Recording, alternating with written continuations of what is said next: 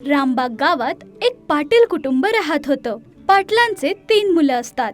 त्यांचा मोठा मुलगा सुनील अभ्यासात खूप हुशार होता, ज्याचं मोठं होऊन डॉक्टर बनायचं स्वप्न होतं.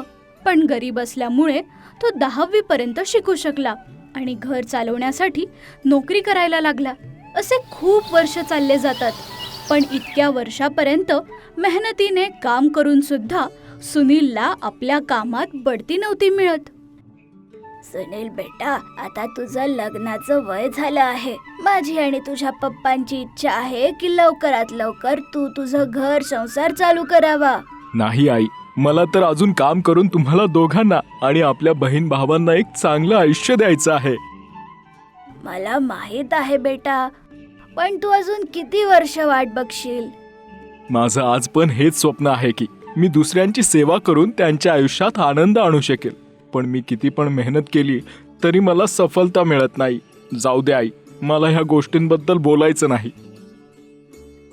हे बोलून आपल्या खोलीत चालला जातो आणि देवासमोर विनंती करायला लागतो. हे देवा, मी डॉक्टर बनून नेहमी दुसऱ्यांची मदत करायचं स्वप्न बघितलं आहे. काय असा विचार करणं चुकीचं आहे? काय लोकांची मदत करायला श्रीमंत असणं गरजेचं आहे? तेव्हा अचानक मूर्तीतून कृष्णदेव प्रकट होतात.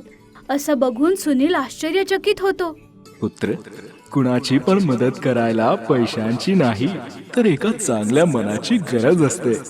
तुझे विचार खूपच निर्मळ आहेत, म्हणून मी तुला एक वरदान द्यायला आलो आहे. देवाचं बोलणं ऐकून सुनील आश्चर्यचकित होतो. तेव्हाच देव एका चमत्काराने एक बॉटल सुनीलच्या हातात देतात. तू डॉक्टर होऊन सगळ्यांची सेवा करू इच्छित होता. आजकाल डॉक्टर जवळ सगळ्यात जास्ती लोक जातात जे लठ्ठपणामुळे वेगवेगळ्या आजारांपासून लढत आहेत. या बाटलीत जादुई औषध आहे जे केव्हा पण संपणार नाही. याच्या एका टिपूसने लोकांचा लठ्ठपणा कमी होईल आणि तू त्याचं आयुष्य बदलू शकशील. फक्त या 2 गोष्टी लक्षात ठेव की ह्या औषधापासून चांगल्या नियतीचे लोकच ठीक होऊ शकतात आणि ह्या औषधाच्या बदले तू कोणाकडून काहीच घेणार नाही.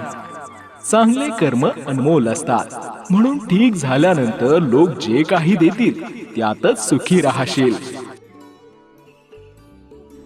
असं बोलून देव गायब होतात. सुनीलला पण लवकर झोप येते. दुसऱ्या दिवशी जेव्हा सुनील उठतो तेव्हा तो कालच्या गोष्टीला स्वप्न समजायला लागतो. पण तेवढ्यातच त्याची नजर जादुई औषधावर पडते. सुनील त्या औषधाला वापरायचा विचार करतो आणि ह्या निर्णयासोबत तो आपल्या ऑफिसला जातो. तिकडे तो बघतो की त्याचा बॉस खूपच त्रासात असतो. अरे सुनील, आज बॉस खूपच चिडलेले आहे. त्यांचं वजन वाढल्याचा राग आपल्या सगळ्यांवर काढता आहे. जेव्हा सुनील आपल्या बॉसशी बोलतो तर ते रोजच्या पेक्षा जास्ती त्रासात आहे. देवाने दिलेल्या औषधाचा वापर बघण्यासाठी आपल्या बॉसला सांगतो. सर, मी ऐकलं की तुमचा बीपी वाढला आहे. अच्छा, आता ऑफिसमध्ये कामापेक्षा जास्ती माझ्याबद्दल बोललं जात आहे. नाही, मी तर तुम्हाला हे औषध देऊ इच्छितो. याच्या एका टिपूसने तुमचा लठ्ठपणा कमी होईल. तू काय मला पागल समजतोस की तू मला कोणतं पण औषध देशील आणि मी त्याला पिऊन घेईल? सर, हे एक प्राचीन औषध आहे जे माझ्या आजोबांनी मला आशीर्वाद म्हणून दिलेलं. तुम्ही एकदा घेऊन तर बघा, होऊ शकतं तुमचा आजार कमी होईल. सुनील असं बोलल्यावर त्या औषधाला एकदा पिण्यासाठी तयार होऊन जातं. दुसऱ्या दिवशी सुनीलचा बॉस त्याच्यावर चिडून रागवायला लागतो. अशा औषधाने कोणाचा लठ्ठपणा कमी झाला असता तर कोणी डॉक्टर जवळ गेलंच नसतं. तुझं औषध पण तुझ्यासारखंच बिनकामाचं ठरलं. जा, काम कर स्वतःचं.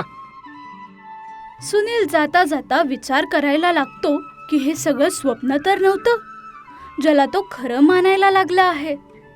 तेव्हा रात्री झोपताना त्याला देवाच्या अटी आठवतात. फक्त ह्या 2 गोष्टी लक्षात ठेवशील की या औषधापासून फक्त चांगल्या नियतीचे लोकच ठीक होतील आणि ह्या औषधाच्या बदले तू कुणाकडून काहीच मागायचं नाही. चांगले कर्म अनमोल असतात, म्हणून ठीक होऊन लोक जे काही देतील त्यातच तू सुखी राहशील. दुसऱ्या दिवशी सुनील जेव्हा मंदिरात जातो तेव्हा बघतो की एक महिला देवासमोर रडत असते. हे देवा, ह्या लठ्ठपणापासून मला वाचव. आता तर चालणं सुद्धा अवघड झालं आहे. मुलगा आणि सुनेजवळ मला सांभाळायसाठी वेळ नाही. मला त्यांच्यावर ओझं नाही बनायचं. त्या बाईचं दुःख बघून सुनील तिच्या जवळ जातो आणि तिला बोलतो, आई, मला तुमच्या मदतीसाठी पाठवलं आहे. हे औषध तुम्ही पिऊन घ्या. तुमचा लठ्ठपणा एका दिवसात दूर होऊन जाईल.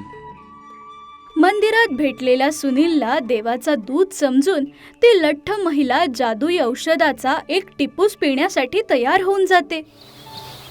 दुसऱ्या दिवशी त्याच मंदिरात ती महिला सुनीलला येताना बघून त्याच्याजवळ रडत येते. बेटा, तुझा खूप खूप आभार. तुझ्या औषधामुळे माझा लठ्ठपणा एकदम गायब झाला आहे. तू काय माझ्या मैत्रिणींना सुद्धा हे औषध देऊ शकशील का? तुझं खूप चांगलं होईल बेटा. ठीक आहे आई, तुम्ही त्यांना माझ्या घरी घेऊन या. मी त्यांना औषध देऊन ठीक करेल. सुनील लोकांची सेवा करतानाच स्वप्न पूर्ण करत ते जादुई औषध द्यायला लागतो. काही दिवसातच दूर दूरच्या गावातून सुद्धा लोक सुनीलचं जादुई औषध घ्यायला लाईन लावता. औषधाच्या चमत्कारीनंतर लोक खुश होऊन पैसे, धान्य, सोनं सुनीलला भेट द्यायला लागतात. जसे जसे दिवस चालले असतात सुनीलच्या घराजवळ लाईन सुद्धा वाढत जाते. सगळं काही ठीक चाललेलं असतं. पण काही दिवसातच सुनीलच्या मनात पैसे आणि भेट वस्तूंचा लोभ व्हायला लागतो आणि हळूहळू त्याच्या घरासमोरून गर्दी कमी व्हायला लागते. लोभीपणामुळे सुनीलला त्याच्या औषधाची किंमत ठरवतो आणि महागड्या किमतीत विकायला लागतो. त्याच पैशातून तो आपल्या कुटुंबाला एक सुखी समृद्धी जीवन देतो. पण काही दिवसातच त्याच्या औषधासाठी येणारे लोक कमी होऊन जातात. गावात ही गोष्ट पसरते की पैसे घेऊन सुनील लोकांना चुकीचं औषध देतो आहे, जे काहीच काम करत नाही. आपल्याबद्दल असं चुकीचं ऐकून त्याला खूप वाईट वाटतं आणि तो परत एकदा देवासमोर रडायला लागतो.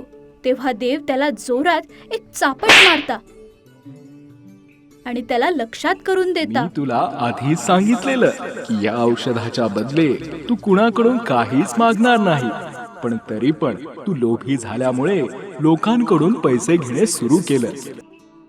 आपल्या लोभीपणाला आठवून सुनीलला आपल्या चुकीची जाणीव होते आणि त्याला खूप वाईट वाटायला लागतं. देवाकडून माफी मागत तो आपली चूक सुधारण्याचं वचन देतो आणि बोलतो, आजपासून मी लोकांची फक्त मदतच करेल आणि त्यांना एक सुदृढ आयुष्याचा रस्ता दाखवेल. आपलं औषध कोणत्याच किमतीशिवाय विकल्यावर लोक सुनील जवळ परत यायला लागतात. काही महिन्यातच सुनील आपल्या कमवलेल्या पैशातच गावात एक हॉस्पिटल बनवतो, ज्यात गरीब लोकांचा फुकट उपचार होतो. आणि आईवडिलांची इच्छा पूर्ण करत सुनील लग्न करून आपला संसार थाटतो. आज पण 10वी शिकलेला सुनील लठ्ठपणाचा डॉक्टर या नावाने प्रसिद्ध आहे.